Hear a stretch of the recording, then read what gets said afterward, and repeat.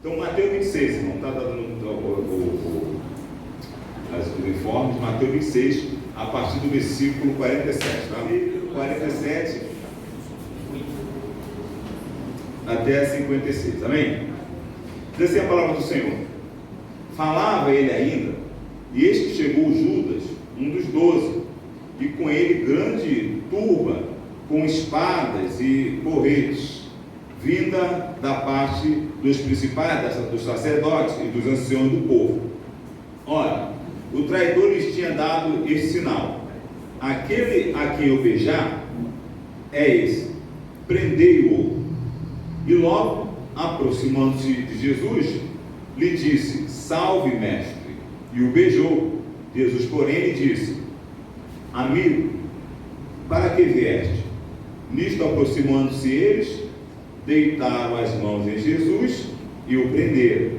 E eis que um dos que estavam com Jesus, estendendo a mão, sacou da espada e, golpeando o servo do sumo sacerdote, cortou-lhe a orelha. Então Jesus lhe disse: embainha a tua espada, pois todos os que lançam mão da espada, a espada perecerão. Acaso pensais que não posso rogar a meu Pai, e ele me mandaria neste momento mais de 12 legiões de anjos? Como, pois, se cumpririam as Escrituras, segundo as quais assim deve suceder?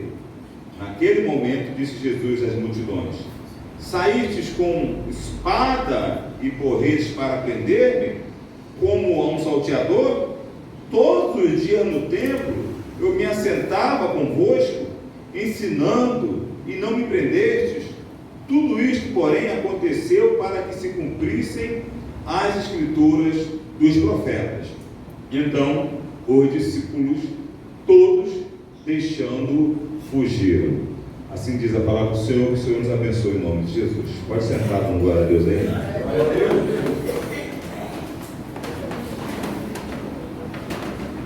Uma coisa aqui que quero destacar nessa leitura aqui, mas vai dar uma apanhada aqui geral aqui do texto.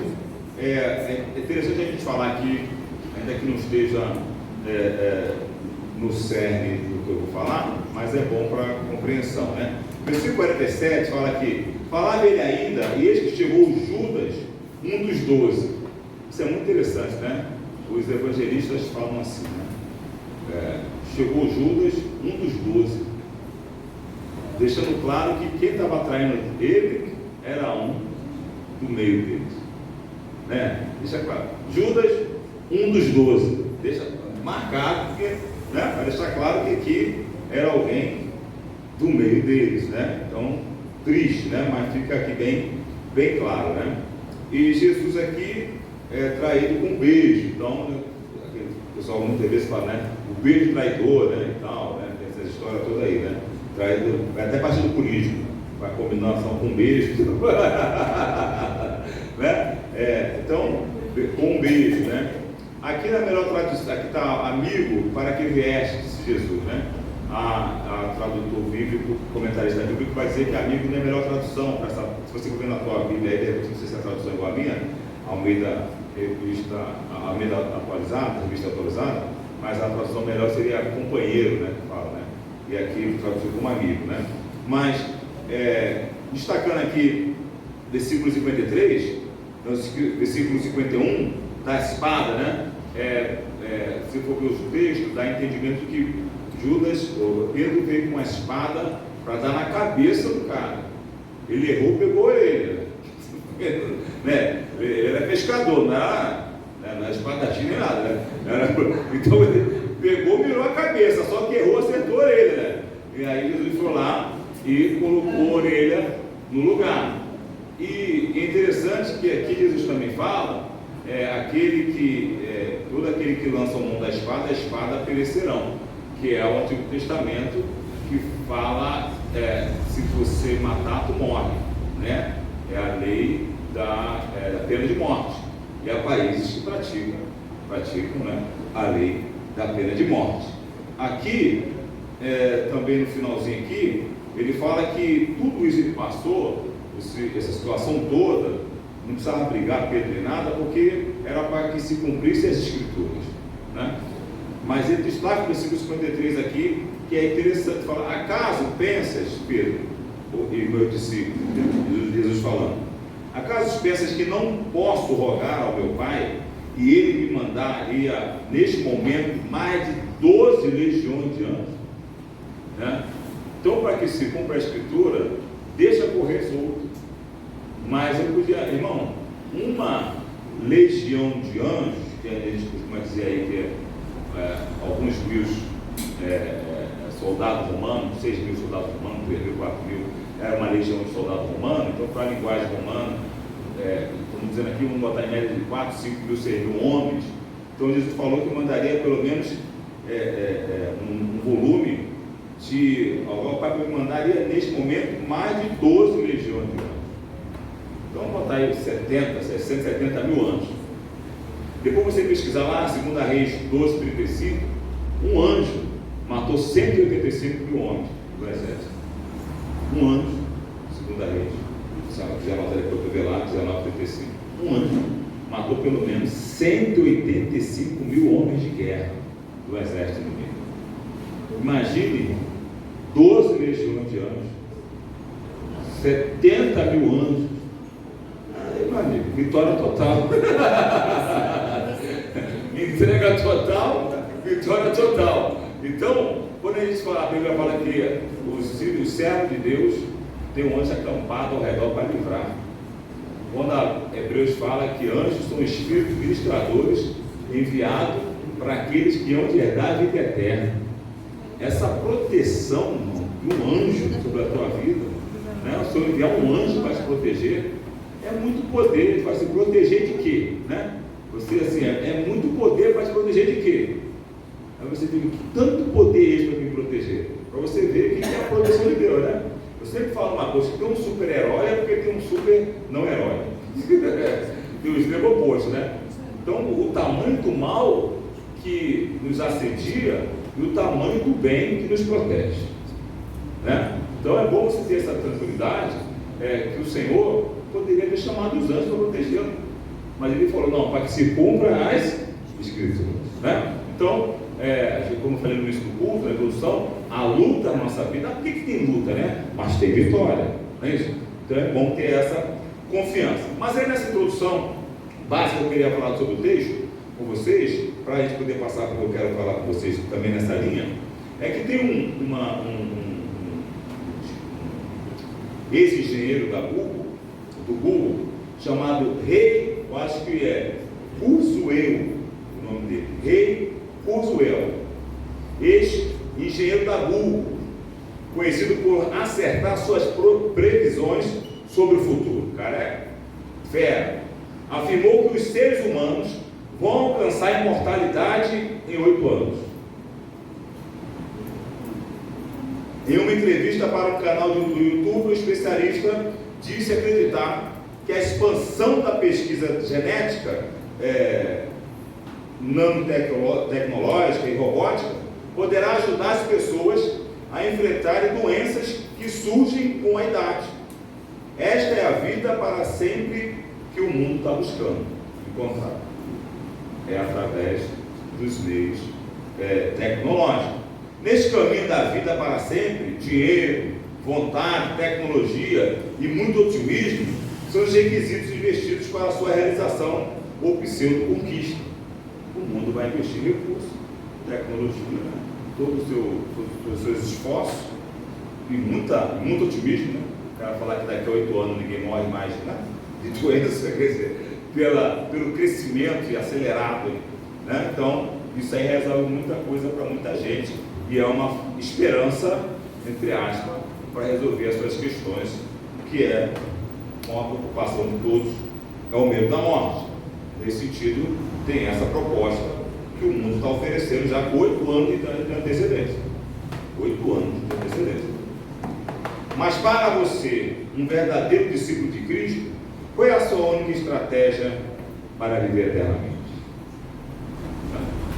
Essa é a única estratégia deles, estão investindo pesado nisso. Qual é a sua única estratégia?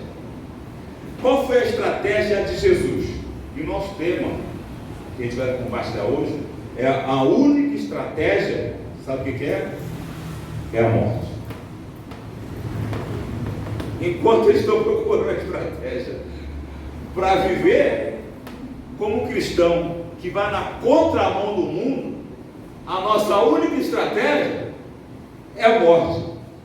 Fecha a porta para ninguém sair, por favor, porque o pessoal vai querer ir embora. Vamos ficar lá com a nanotecnologia, porque o que vem aí é chumbo grosso, né? Vamos ficar felizes aqui daqui a 8 anos. Mas Jesus deixa esse ensinamento para nós. Mas Jesus foi entregar-se para morrer. Essa foi a estratégia de Jesus. Enquanto as pessoas do mundo investem suas vidas, os seus recursos dessa vida para viverem vida longa, Jesus investiu a vida dele na morte, para que vivêssemos eternamente. Eu não combinei nada com o mistério do louvor, né?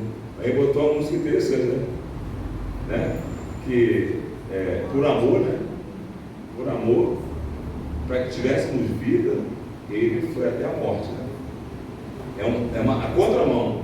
Embora o Senhor Jesus soubesse de sua riqueza em glória, do seu arsenal celestial e seu poderoso exército de seres celestiais, escolheu como estratégia a morte. Ele até não precisava nem tecnologia. Ele mesmo lá ressuscitou Lázaro lá, ele falou que se ele não entregasse a vida, ele não conseguiria matá-lo, porque o salário do pecado é a morte. Jesus não tinha pecado, não podia morrer. Olha que situação.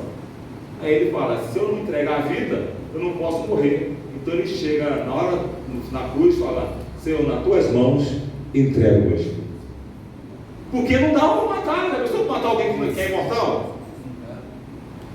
Já pensou um negócio desse?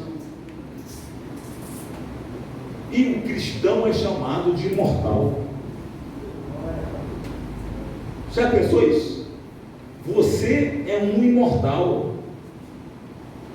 Entendeu, pastor? Você vê isso não? Vou dar um tiro aqui. Pega a espada. Você é um imortal. Porque Jesus foi a morte para que tu tivesse vida. Então a morte que você pensa hoje como um secular que você não é, um desesperado que nós éramos, era diferente da morte que a gente experimenta hoje. Paulo fala que hoje é um abrir e fechar de olhos, está na glória com o Senhor. É uma outra realidade. A morte oferecida pelo mundo é uma morte trágica, sofrida e de desespero. A morte em Cristo Jesus é a vida eterna que o Senhor prometeu para mim e para você. Não, pastor, mas eu prefiro andar em tecnologia, porque está indo bem, daqui a 8 anos não precisa nem ser mais crente. Tem gente fazendo conta já aí, pegando aposentadoria para o dinheiro todo para poder comprar lá o negócio. Jesus sabia que ninguém é como o nosso Deus. Ele sabia o tamanho do Deus que ele servia. Você sabe o tamanho do Deus que você serve? Eu só falei do anjo. Eu só falei do anjo que Deus criou. Ninguém é como o nosso Deus. Então qual precisa ser a sua única estratégia para a vida eterna? Qual é a única estratégia que você precisa ter para a vida eterna? Qual é a estratégia? Qual é? Ó, teve uma... Em outras palavras, qual é a única estratégia sua? Está falando aí? Fazer o quê, irmão? O pessoal não fala, né? Qual é a única estratégia? Aceitar Jesus, seguir a Cristo. Eu vou lá. Morrer por mundo. Morrer? Ninguém quer falar, né? Minha mãe tem que dizer: quem não morre não vê Deus, irmão. Só minha mãe falava isso. Toda mãe tem como um negócio desse aí, né? Quem não morre não vê Deus. Então a estratégia nossa, irmão, é morrer. Você só vai vencer se você morrer. E bonitinho, roupa bonitinha, aleluia. Porque quando eu era mais novo, eu era criança, não tinha muita roupa bonita, o negócio todo, a dificuldade, a luta toda. E aí eu queria botar roupa bonita para ficar em casa. Aí minha mãe falava, isso é roupa de Deus. Porque era roupa de ir pra igreja, pra missa, né? Morrer bonitinho. Eu falei de manhã, você deu o de manhã falando o quê? As vestes, que nós fomos diante do Senhor, aconteceu lá na entrada triunfal, botaram veste em cima da mula, botaram ramos lá para a mula passar em cima, com Jesus, né? No final, na segunda vinda de Jesus, não é essa roupa, não é esse não, o Senhor não está interessado não. O Senhor está interessado lá como Apocalipse 7, 9 que a gente leu. São vestes espirituais que o Senhor tem para nós e ramos de palmas celebrando a vida eterna. É disso que a gente está falando. Não é isso? Mas para chegar lá tem que morrer. Amém ou não amém? Amém. Da glória, está aumentando o amém. Estou pegando coragem. Está pegando coragem para morrer. Mas vamos nessa aí, vamos morrer juntos. Né? Tem se benzendo aí, é isso mesmo? Se benzeu, Danilo? Rafael. Aqui, mas é daqui. Aqui é o segundo aqui, ó. Norte, cruz, leste, oeste e a chama. Né? Quem quiser vir após mim, disse o Senhor, Lucas 9:23, negue-se a si mesmo, pega a sua cruz e siga-me. Não é isso? Jesus morreu na cruz e nos convida a pegarmos a nossa cruz para seguirmos ao Senhor. Não é isso? A gente vai conduzir essa cruz até o momento lá da nossa passagem para a glória de Deus. Amém? O reino de Deus. Então é importante frisar que não dá para ser feliz sem pegar a cruz. Não dá, irmão. É preciso pegar a cruz para ser feliz. Porque se estamos indo após Cristo, nós pegamos a nossa cruz e estamos seguindo a Cristo. Para essa única estratégia que é a morte de Cristo e dos verdadeiros cristãos acontecer de forma que a conquista final seja a vitória da eternidade, da vida longa com Cristo, você precisa ter em mente alguns princípios fundamentais antes de morrer de fato. Né? Você tem que ter alguns princípios fundamentais. Porque a gente morre primeiro para essa vida e depois morre, vai para a glória do Senhor. Mas primeiro você tem que falar, eu quero, você escolhe, você já falei isso, você escolhe morrer para essa vida. Para partir para o Senhor, não é você que escolhe. Ah não, mas eu posso escolher me matar, não vai para o céu. Suicida por plano, pode tirar a vida, você não te deu a vida, como é que tu vai tirar a sua vida? Mas é importante tu ter essa consciência. Você entrega a sua vida ao Senhor, morre para o mundo, e aí quando o Senhor te levar, você que escolheu primeiro morrer do mundo. Então é preciso morrer como Cristo escolheu morrer. Então alguns princípios básicos fundamentais antes de morrer de fato. Primeiro, você precisa escolher a morte como sua única estratégia. A estratégia é a morte, essa foi de Jesus. Nós temos que escolher a morte como nossa única estratégia. Fala para o teu irmão, a única estratégia é a morte. Não tem outra escolha. Não tem outra escolha. O Senhor Jesus, até chegar a hora da morte, ele escolheu morrer. Não foi isso? Ele podia ter chamado aqui a legião de anjos e não morrer. Mas até a hora da morte ele escolheu morrer. Nós celebramos no domingo de Ramos, porém, entramos na semana da Via Cruz. Não é isso? Então agora é a semana e caminho da cruz, que acontece na sexta-feira da paixão. Jesus escolheu morrer. Quem escolheu morrer? Amém? Amém? Jesus escolheu morrer. Jesus seguiu na direção da sua morte. E foi nesse caminho que Deus o permitiu desenvolver-se humanamente para só então morrer de fato. E quando ele viveu nesse mundo, a sua vida e obra, perseguido, ele ali abriu um monte de seguir a Deus, assumindo forma humana e tal, como diz lá a palavra do Senhor através do apóstolo Paulo. Ele estava, diz a palavra que ele estava aprimorando a sua estrutura humana, e nós, enquanto cristãos, vamos aprimorando a estrutura espiritual. Né? Ele conheceu o que é o sofrimento humano, então ele sabe o que é o nosso sofrimento, ele sabe o que é ser tentado. Por isso ele conhece a sua tentação quando tu confessa o seu pecado a ele. Ele sabe o que é ser tentado. Ele passou por isso, né? Então ele sabe o que é a estrutura humana. Ele sabe, então já que ele disse o quê? A carne é fraca, mas o espírito é forte. Tem que fortalecer o espírito. Então quando fala assim, eu morri para o mundo, é sinal o quê? Com convicção, né? O diabo vai te matar, você vai dizer, mas eu morri para o mundo mesmo, mas o diabo não está aqui mesmo, eu vou embora quando o senhor quiser me levar. É com convicção. O diabo quer me matar, aí que ele está na caixinha, quer morrer, você quer se escolher. Chama alguém para rezar dele agora, para rezar. Então, você até a hora de sua morte, precisa primeiro ter escolhido morrer como a sua única opção. E o Senhor irá te sustentar neste caminho enquanto te desenvolve espiritualmente até a morte de fato chegar. É carregar a sua cruz com amor e determinação até o seu calvário final pessoal. É uma dinâmica de vida que tu escolheu. Isso é uma coisa séria. É nesse processo que chegará primeiro a morte para o mundo. Deus te chamou, você aceita morrer para o mundo.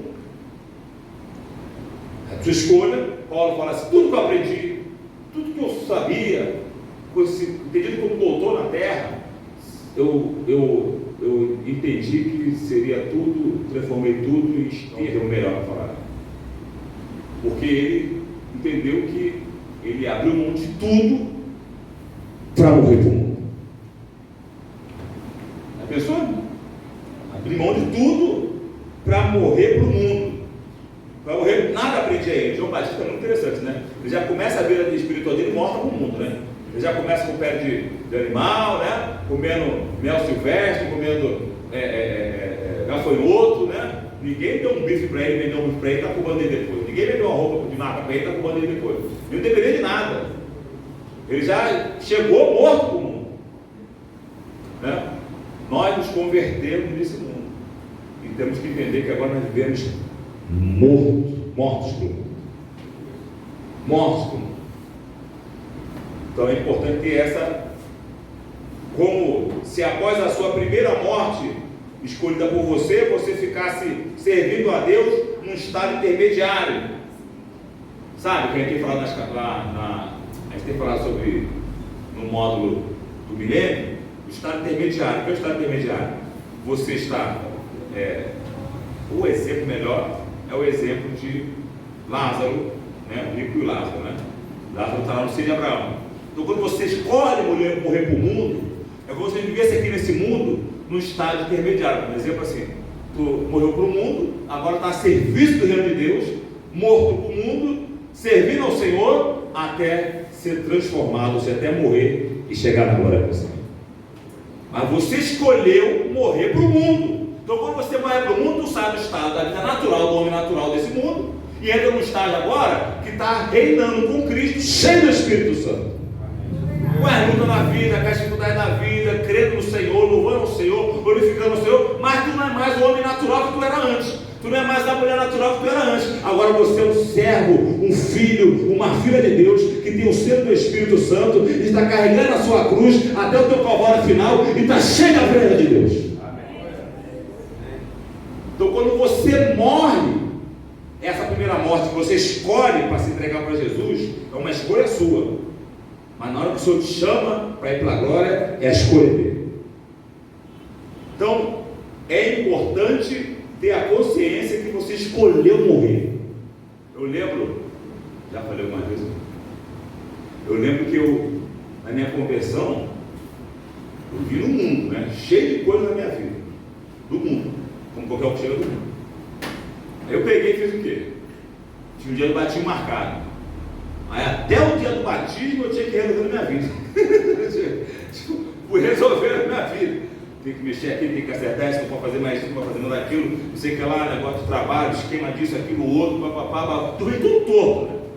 Aí tinha coisa que eu não sabia que era errado, eu falava assim, ó, tem misericórdia de mim, vê o que é ruim na minha vida, que não te adora, que não agrada a ti, e vai tirando, muda o meu prazer, aquilo que não é prazer do Senhor, que não agrada a ti, vai tirando esse prazer da minha vida, e me dá o que é prazeroso. Eu não sabia orar, nem sabia o que era ruim, não conhecia a Bíblia, não conhecia, estava começando engateando, e eu queria já entrar e servir, ajudar a obra do Senhor, mas eu falei, Senhor, vai tirando da minha vida tudo que não presta, que não te agrada, e aí ajuda a mudar meu coração e tal.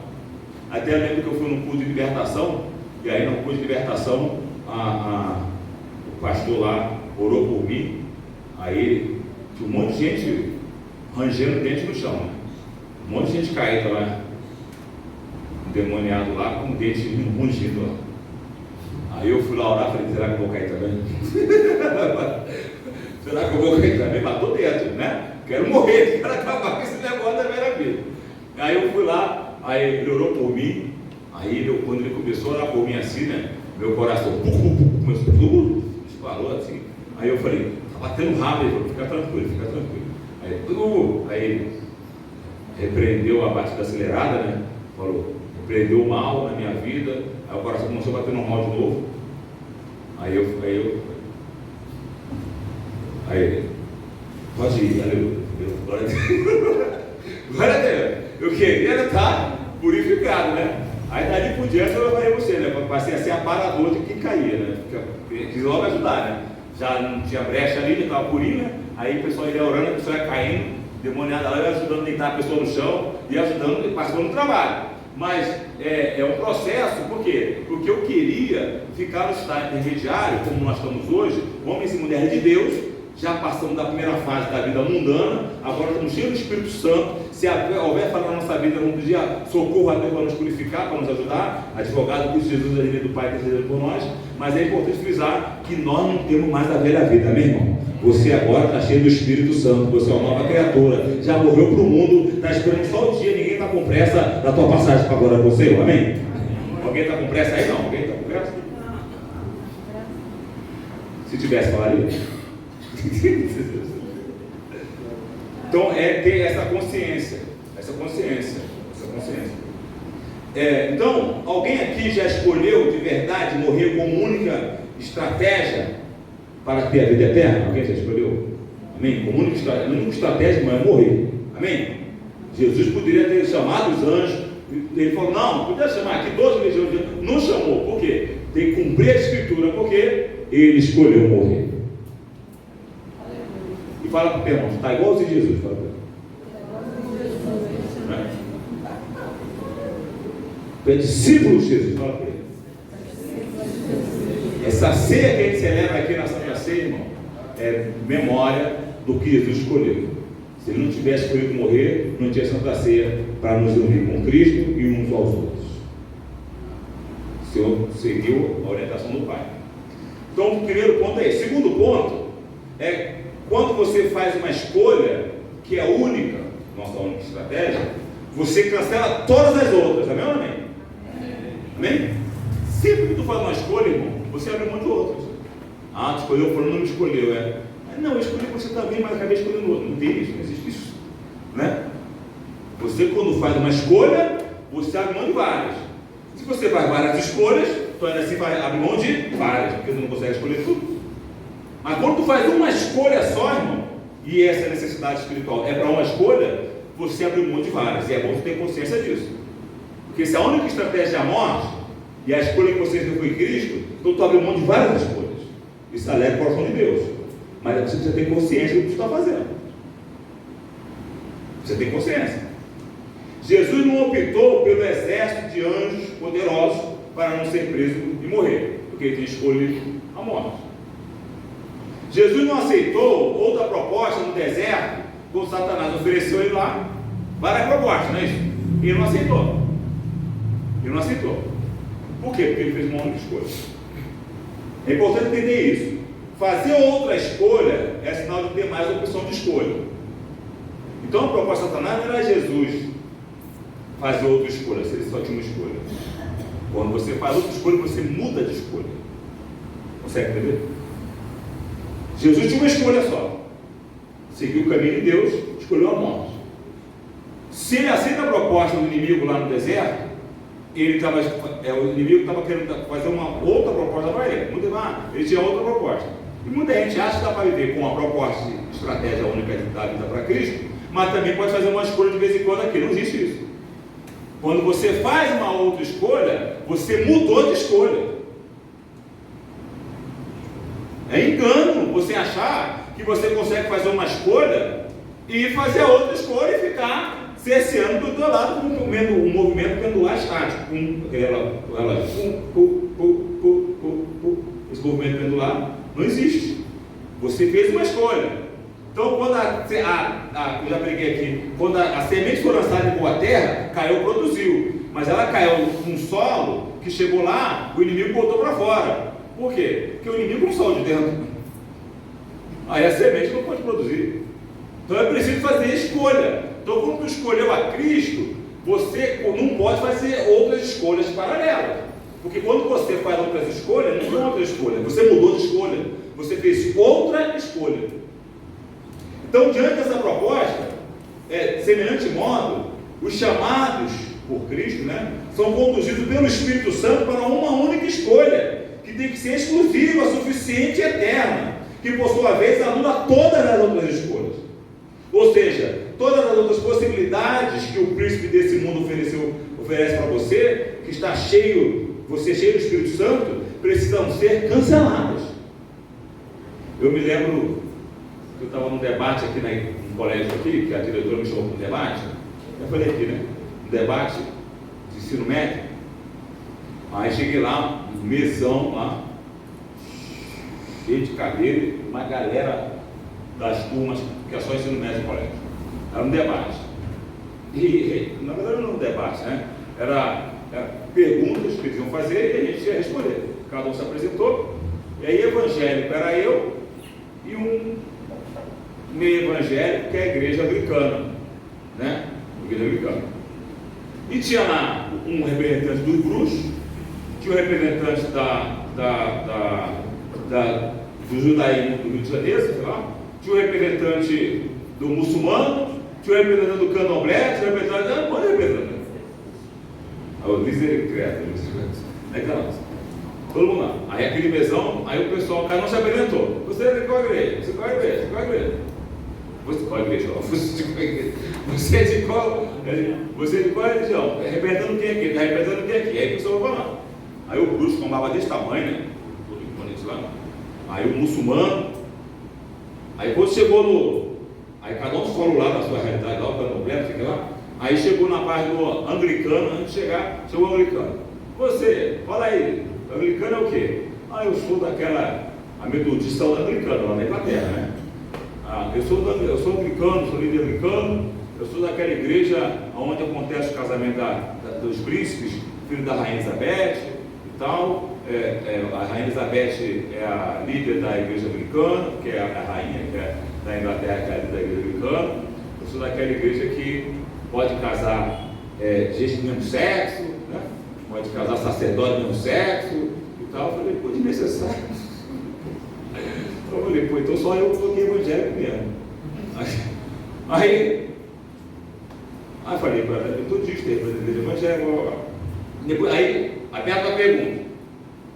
Aí perguntaram uma coisa para um lá, o outro perguntou lá, outro jovem perguntou uma coisa para o outro lá, que se interessou em perguntar, o outro tem até uma lei da religião indígena, estava lá também, tinha de tudo lá. Aí a pergunta veio para mim, qual a pergunta veio para mim? Eu queria fazer uma pergunta para o pastor lá, o que a igreja evangélica fala referente à homossexualidade? Tanta gente. Por que não perguntou para o muçulmano? Explodia tudo ali. Ninguém vai perguntar para o muçulmano isso. Aí eu falei, por que não perguntou para o bruxo? Por que para mim não? Eu falei, mas assim, eles fizeram aquilo ali por quê? O mundo está as pessoas têm as opções. Ele achou que eu ia me cercear de responder. Por quê? Porque o anglicano já tinha falado que na igreja evangélica, segundo o entendimento deles, já tem isso, então ele já estava feliz, então ele já resolveu. A pergunta para ele foi essa. Ele perguntou para mim, só que os jovens estavam lá, menininhos de mão dada, menininhas, sabe, assim, já no clima. Aí o que sobrou para mim? Eu vou responder. Aí falou, pastor, está o mediador do candomblé. O cara que estava do mediador. O pastor, a pergunta do senhor foi essa. Aí eu falei, bom, como o nosso amigo americano foi direto, eu vou ser direto, né? Na igreja evangélica, o texto bíblico fala que homossexualidade é pecado. Só que eu respondi ali, assim, olha, pecado, deixa eu passar. Só que eu tinha que sair, eu tinha que isso lá na sede, lá no pênis. Aí eu tive que sair, falei, gente, eu falei com a diretora, eu falei que ia sair, vai ficar muito tempo e tal. Aí eu saí, e aí estava saindo. Aí também a líder dos israelitas, também estava indo, que era Flamengo e tal. Aí fomos juntos de carona e tal. Aí no caminho ela falando assim, ué, o que perguntou para você? Por que não perguntou para o outro? Né? Como é que faz? Ela percebeu que ela, né? Eu falei, já fui embora. Aí depois a diretora entrou em contato comigo. Eu liguei para ela, como é que foi? Tudo tranquilo? Ela falou, pô, depois os alunos foram lá falar comigo lá. O pastor falou aquilo. Aí o pastor falou aquilo lá. Aí ela falou assim, por que tu não perguntou para os outros? Vocês perguntaram para ele. Né? Por quê? Parece que o interesse deles é ser evangélico. É, certeza que parece. Mas querem vir com várias escolhas. E não dá. Porque você tem que fazer uma escolha. Você tem que escolher a morte. E morrer é o que interessa a Deus. Você morre para esse mundo. Então, não é diferente do adultério, né? Não é diferente da mentira, né? Não é diferente, é pecado. E ficou chato? Eles ficaram chatos, mas eu não vou me cessar de falar e eu não posso fazer um negócio desse. Mas é bom que você saiba que nós, quando escolhemos morrer, é morrer mesmo. E quando você morre, a vontade vai ser do novo nascimento agora. Não é isso? Por isso que Jesus falou, você conhece muita palavra, ô Nicodemos, mas para você poder ser salvo, vai precisar nascer de novo. Então o mundo quer Cristo, mas não quer nascer de novo. Então quando você faz uma escolha, você sai de todas as outras. Não tem jeito. A gente ama, a gente quer caminhar junto. Eu pastorei a igreja do Centenário na Gamboa, e tinha lá um casal de meninas que iam lá e tal, e eu pregava normalmente, né? Isso, eu pregava lá e tal, e problema nenhum. Agora, a gente não vai negociar a palavra de Deus, né? Não vai negociar, até porque a gente quer que ela seja salva. Então, entenda isso. Quando eu falo assim, morrer, é morrer mesmo. Não é ficar igual a mulher de Ló, olhando para trás, né? Querendo, vai dar problema. É preciso morrer. É preciso ter um relacionamento como Cristo nos ensinou, e de amor, de graça, mas não pode negociar esses princípios da palavra de Deus. Então esse é um ponto. Outro ponto é que a nossa estratégia única de morrer para alcançar a Cristo, e tudo que o reino de Deus representa no universo, é tão única, que se assemelha somente a Cristo e aos verdadeiros discípulos de geração em geração, unidos em comunhão, fizeram a obra em suas comunidades de fé. Isso é tão decisivo, irmão, para a nossa vida, para a nossa vitória, que não dá para negociar. E a gente, absorvendo bem esse entendimento da morte, a gente vai fazer discípulo de Cristo com essa morte na sua vida. Irmão, não faça discípulo de Cristo se você não morreu direito. Ou melhor, esquece tudo, apaga aí tudo aí. Depois vai sair esse negócio aí. Todo mundo vai acabar, não pode falar, refazer aqui. Não faça discípulo teu, é melhor assim, né? Porque fica mais claro, né? Dizendo que é discípulo de Cristo. Porque você consegue fazer através da Bíblia discípulo de Cristo, através da palavra. Só que se você não morreu, você não vai ser modelo para ele. Ficou melhor reformular. Então os fariseus falavam ou faziam as coisas, mas Jesus falava, mais façam o que eles falam, mas não façam o que ele faz não. Porque eles estão fazendo tudo errado. Então, é chamado aqueles que ficam na porta do reino, não entram no reino, nem deixam outros entrar. Porque a pessoa está se vendo como um referencial que leva ele ao fracasso. A vida espiritual que você não morreu direito, por mais que você queira passar para a pessoa as informações certas, a tua referência no cotidiano fica marcada negativamente na vida dele. Então é preciso morrer mesmo, irmão. Deixar claro que você está abrindo mão de tudo nessa vida para ganhar a Cristo como seu único e suficiente Salvador. É uma decisão. Irmão, essa dimensão de largar tudo para aceitar a Cristo é uma decisão, irmão, que às vezes você vai falar assim, pô, mas eu tenho coisas que me acompanham ainda, tal, mas Deus conhece a tua insatisfação, Deus conhece a tua busca por mudança, Deus conhece, né, o teu quebrantamento, Deus conhece e vai te ajudar a mudar de vida. O que não dá é para você e eu ficarmos, não, mas o Senhor me entende, não, o Senhor é gente boa, o Senhor é misericordioso e tal, venha como está e continua como está. Não dá, irmão, não dá para negociar, porque se Jesus escolheu uma única estratégia, a morte, e se você quer Deus te proteger, no anjo te proteger de vida eterna, é preciso morrer de uma vez por todas. Terceiro, para encerrar, mas se você não escolheu morrer de verdade, já falei, não faça discípulos teus sem morte. Forjar caráter hoje no mundo está muito difícil. A criação no mundo hoje com a internet está muito difícil, né? Criar crianças hoje é muito difícil. Tu forjar um caráter nessa criança a partir do teu referencial de correria, né? Dia a dia, sabendo que a criança está num colégio, está aprendendo, sendo formatada a mente dela, até 7 anos de idade, a idade precisa formatar bem a cabeça da criança ali, a personalidade dela é formada até 7 anos de idade ali, a base da personalidade, é algo que precisa de intenso compromisso do pai e da mãe, não está fácil não. E aí, diante disso, você formatar um caráter cristão também nesse processo, é algo que é muito difícil. Mas, se você quer ter um filho cheio do Espírito Santo, uma geração perdida, tu vai ter que pagar o preço. Vai ter que pagar o preço. Se ser adolescente hoje não está fácil, imagina daqui a 10 anos. O negócio não está fácil não. Então é preciso pagar o preço. E filho mal criado que fala assim, que não foi criado bem, o filho que não foi criado bem, irmão, o choro é muito longo. O choro é muito longo. O choro é muito longo. A gente cria a criança no caminho que deve andar para quando for velho desviar dele. E ainda assim acontece de querer conhecer o mundo. Mas a semente tem que gostar. Agora, se não plantar a semente, John Edgar, o fundador do metodismo, já falava. Uma coisa é você pegar uma criança, educar no caminho que deve andar, outra coisa é pegar um adulto e transformar a mente dele. Aí ele começou o trabalho com as crianças. Então, quem convence é o Espírito Santo. Quem convence é o Espírito Santo. Mas o convencimento principal para tudo dar certo é nós morrermos para essa vida.